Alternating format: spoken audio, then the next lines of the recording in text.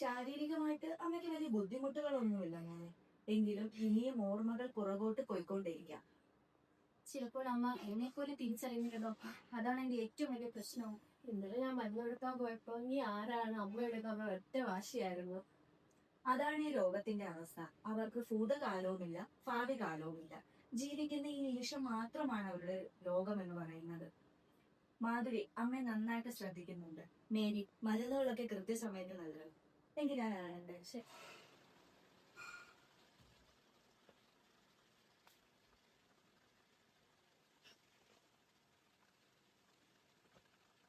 മാധുരി അമ്മയ്ക്ക് എങ്ങനെയുണ്ട്? നോക്ക് ഹരി, അമ്മ ചെറുതായിട്ട് കണ്ണു തുറക്കുന്നുണ്ട്. നമുക്ക് ഒളിച്ച് കളിക്കാം. എന്റെ കണ്ണെടുത്ത്. ഞാൻ ഹരിയാണ്. അമ്മയ്ക്കെല്ലാം ഓർമ്മയില്ലേ? കണ്ണെടുത്ത് നമുക്ക് കളിക്കാം. സാരമില്ലാതെ അമ്മ ഇപ്പൊ ഒരു കൊച്ചു കുട്ടിയെ പോലെയാ. നമുക്ക് കളിക്കാമേ. ഞാൻ ആദ്യം കണ്ണു പൊത്താം. ഈ അമ്മ പൊത്തിക്കേ.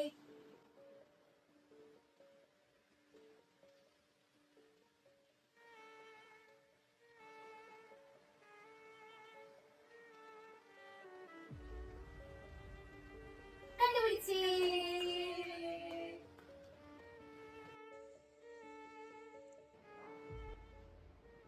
അമ്മ എപ്പോഴാ വരുന്നേ? എന്നും എനിക്ക് ഒരുപാട് പലഹാരം മേടിച്ചോണ്ട് വരൂ. എന്നും തനിച്ചാക്കി പോയല്ലേ, എനിക്ക് പേടിയാവും. അതിലെ അമ്മയായിട്ടാണ് കാണുന്നത്. അതെ ഹരി, നമ്മളെ പെറ്റു വളർത്തിയ നമ്മുടെ അമ്മ ഇപ്പം അമ്മയുടെ സ്വന്തം അമ്മയെ പോലെ എന്നെ കാണുന്നത്. കാലത്തിന്റെ ഒരു നിയോഗമേ അല്ലേ അമ്മേ? അമ്മ വിഷമിക്കണ്ട കേട്ടോ. അമ്മയ്ക്ക് നിറയെ പലഹാരം ഞാൻ വാങ്ങിക്കൊണ്ട് തരാം. അമ്മയെ തനിച്ചേക്ക് ഞാൻ എങ്ങും പോവില്ല.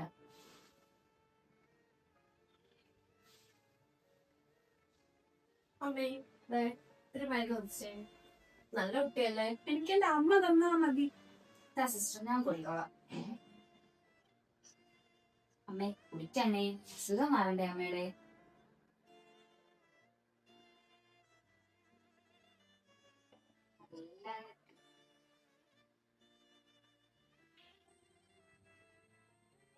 അമ്മേ ഇത് നോക്കിക്കേ, ആരാണെന്ന് മനസ്സിലാവുന്നു തോന്നുന്നു.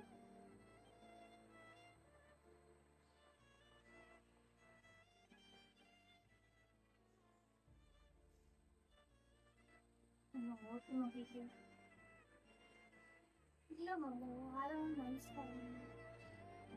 അമ്മേ ഇത് വലിയമ്മ, അമ്മയുടെ ജ്യേഷ്ഠത്തി. ഓർത്ത് നോക്കിക്കേ, അമ്മ ഒരുപാട് സ്നേഹിച്ച അമ്മയുടെ ചേച്ചി. മരിച്ചു പോയില്ലേ?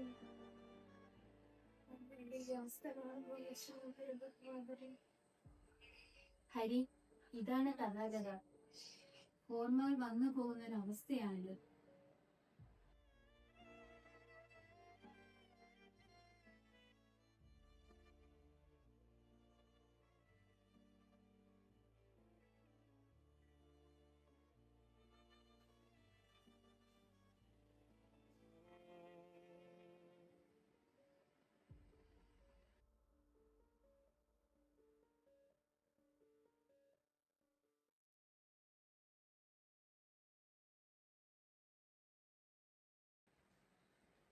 അമ്മേ എങ്ങനെയുണ്ട്? കുഴപ്പമില്ല. അങ്ങനെ കേൾക്കാം.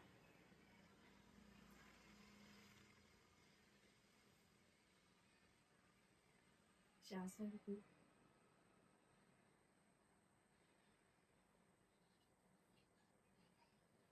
കുഴപ്പമൊന്നുമില്ല, അമ്മ ഓക്കെയാണ്. ഇവിടെ തന്നെ കാണുമല്ലോ. ഞാൻ എങ്ങും പോയില്ല. ഞാൻ അമ്മയുടെ ഒപ്പം കാണും. അമ്മയുടെ ഓർമ്മകളിൽ